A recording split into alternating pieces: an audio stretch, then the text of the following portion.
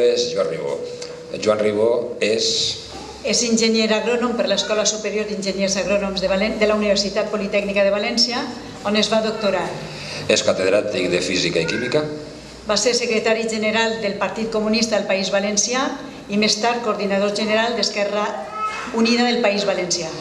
Ha sigut diputat a les Corts Valencianes des del 1995 fins a 2007. Col·labora en l'actualitat en Projecte Obert i ha estat nomenat candidat a l'alcaldia de València per Compromís.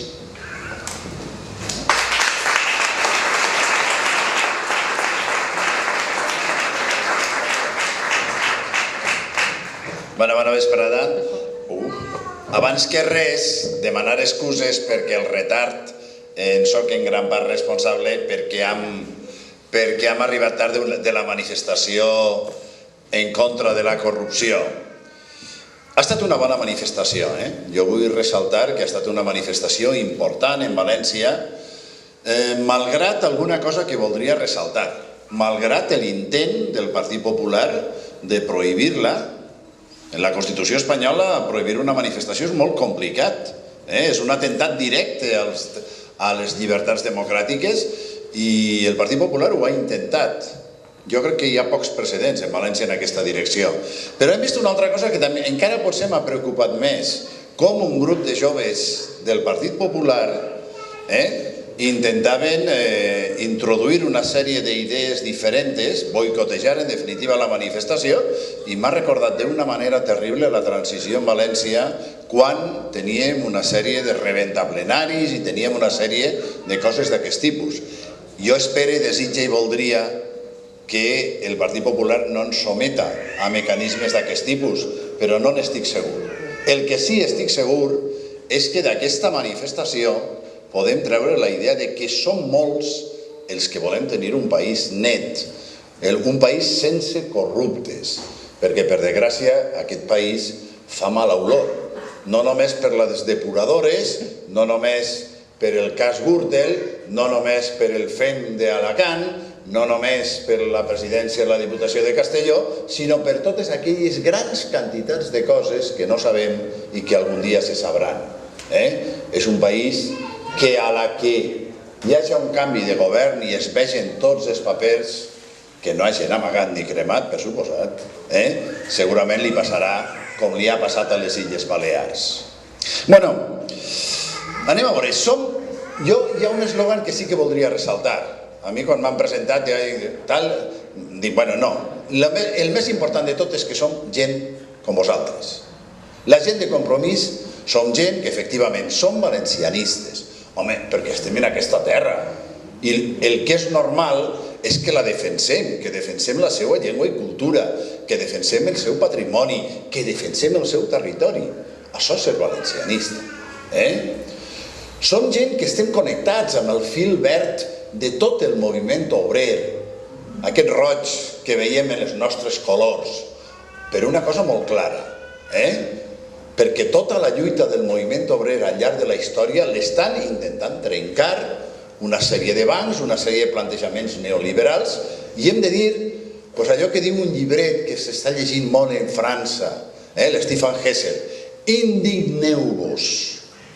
Jo vull dir sobretot a la gent jove, indigneu-vos amb aquesta situació perquè si no sereu la primera generació en prou de temps que viurà pitjor que els vostres pares.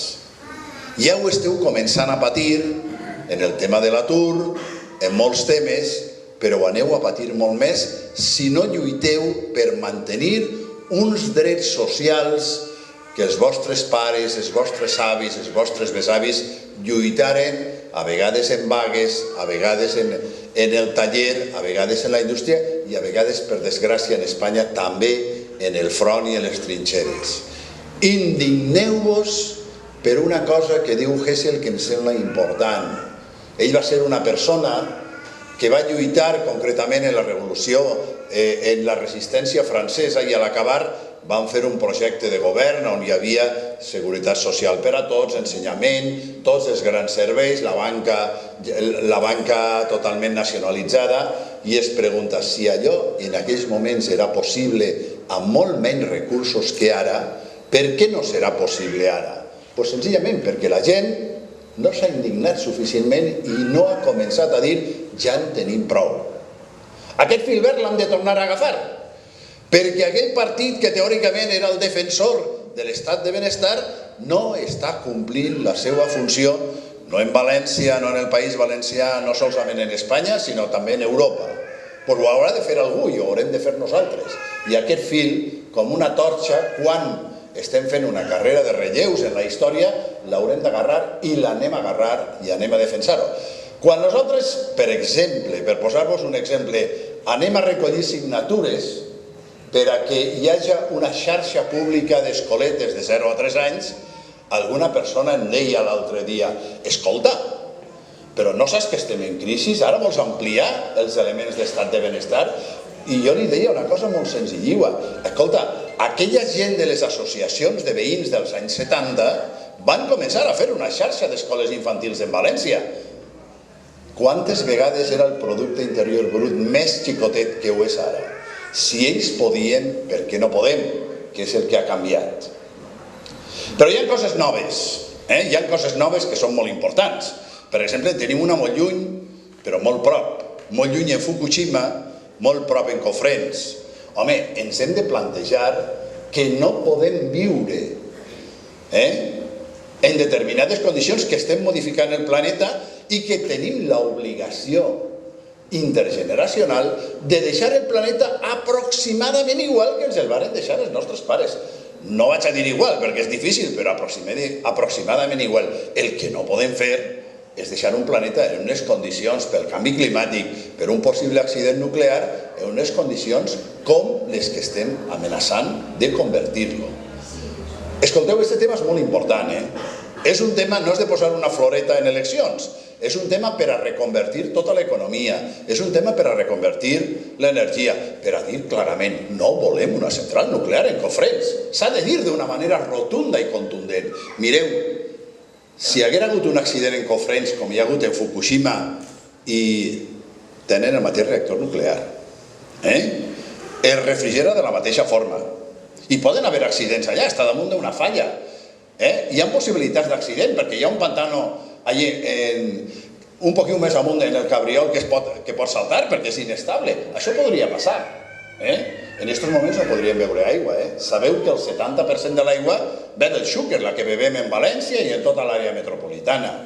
Home, no. Es pot viure sense nuclears i nosaltres apostem per un país, per un estat espanyol sense nuclears. Primer, perquè no s'apagaria la llum, es diuen moltes mentides envers això. La primera, per exemple, és que hauríem de comprar energia nuclear a França. Mentira! En l'any 2010 vam vendre nosaltres energia a França. La segona, és que hauríem de pagar la llum perquè no tindríem potència. Mentira! El moment de la història d'Espanya que més s'ha gastat en electricitat va ser en gener del 2010 i es va consumir només el 45, menys de la meitat, de potència instal·lada. Per tant, no hi ha cap problema. Hi ha un argument, a més, contundent. Hi ha països més rics que nosaltres que viuen sense nuclears. Itàlia, Àustria, Dinamarca, Noruega, i no passa absolutament res. Per tant, és una aposta clara. És una aposta que nosaltres hem de fer per molts motius. L'aposta per una economia verda és una aposta per la que nosaltres ho podem fer i ho hem de fer. L'aposta, per exemple, per una agricultura ecològica, perquè a la llarga és una agricultura més rendible, perquè a la llarga és una agricultura que produeix menys problemes, a la llarga i a la curta, menys problemes de salut. L'aposta per una mobilitat distinta, on no tot siga el cotxe, sinó que potenciem el transport públic, potenciem la bicicleta, potenciem també el caminar. Les apostes per una rehabilitació de les vivendes, tota aquesta gent que no té on treballar, que treballava a la construcció, què hem de fer amb ella? L'hem de plantejar que rehabilite les vivendes, doncs en moltes coses, en ficar vidre doble, en ficar, per exemple, panels solars, en augmentar l'estanqueïtat, en moltes coses d'aquest tipus. L'economia verda és el futur. I em direu, escolta, això és una cosa teòrica. Doncs no, perquè, per exemple, el país que més està avançant en aquest sentit, Alemanya, és un dels països més avançats i és un dels països amb el nivell més baix d'atur. Em direu, està molt lluny? Us poso un exemple d'Espanya. La comunitat autònoma Navarra és una comunitat governada per la dreta. No és una qüestió so de dreta-esquerra, és una qüestió d'enviar l'economia en un sentit o en un altre. Doncs aquesta comunitat s'ha plantejat en l'any 2020 tindre tota la seva energia en renovables. Jo vos invito a que mireu la seva taxa d'atur. La meitat que la valenciana. La meitat, Hi ha una relació, no directa, evidentment, però qui treballa per energies renovables, amb energies renovables i qui treballa per economies d'aquest tipus, està treballant també per a tindre uns baixos nivells d'atur. Jo vos voldria transmetre una idea. Jo no sé, li estava preguntant abans a Isabel, aquí fan enquestes? En València ens fan enquestes d'una manera i en País Valencià d'una manera molt clara. El Partit Popular guanyarà quasi per 2/3, 3/4 i tal. Això a mi em recorda aquella frase que deia concretament Dante en l'entrada de l'infern: abandoneu qualsevol esperança. La tàctica en aquests moments del Partit Popular és exactament esta: enquestes en les que guanya per damunt de la corrupció i que les avulta perquè abandonem qualsevol esperança. Jo us vull transmetre exactament el contrari. Hi ha esperança.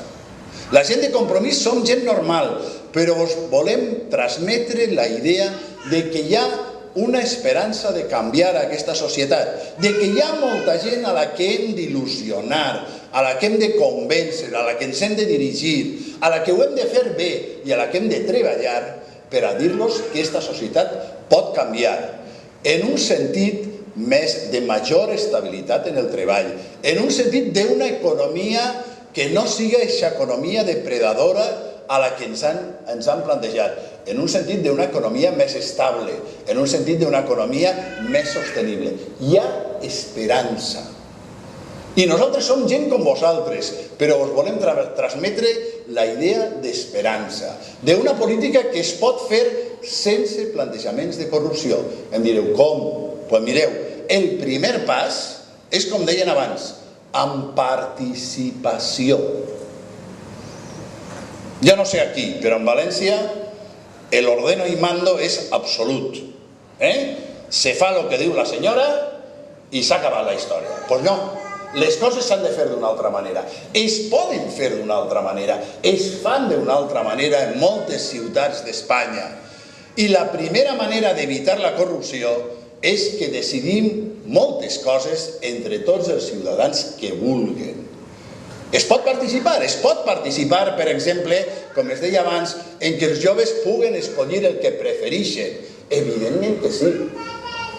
Però es pot participar també, això ho han fet en ells, la gent de Compromís, per exemple, a l'hora de decidir concretament una instal·lació concretament cultural, quina instal·lació es preferia entre 3 o 4 opcions, i es va fer un referèndum. Clar, després és difícil que l'arquitecte, el que li ha tocat això, puga fer les coses que fa un arquitecte que jo me'n recorde que en València totes les coses es dupliquen de preu, com a mínim, quan no passa ja ahir. La participació és la primera eina contra la corrupció. La segona és la transparència. Un compromís que nosaltres volem tenir amb vosaltres és tenir les parets de vidre. En l'Ajuntament de València, en la Generalitat, tu demanes un paper i no hi ha manera. Els papers són sagrats quan teòricament els haurien de donar. No, la transparència és un element fonamental i la participació és un element fonamental. Jo no em vull allargar molt més i deixo la paraula a la protagonista, que és Isabel, a la gent del col·lectiu de Compromís d'ací, però sí que vull acabar amb una idea. Nosaltres volem transmetre-vos una cosa que tenim, l'esperança de canviar aquesta societat. Però evidentment no ho anem a fer sols, ho volem fer amb vosaltres perquè som gent com vosaltres. I a la vegada vos diguem, és possible, ho podem fer, s'ha fet en altres comunitats, ho podem fer aquí, però ho hem de fer entre tots i és possible fer-ho i anem a fer-ho. Res més i moltes gràcies.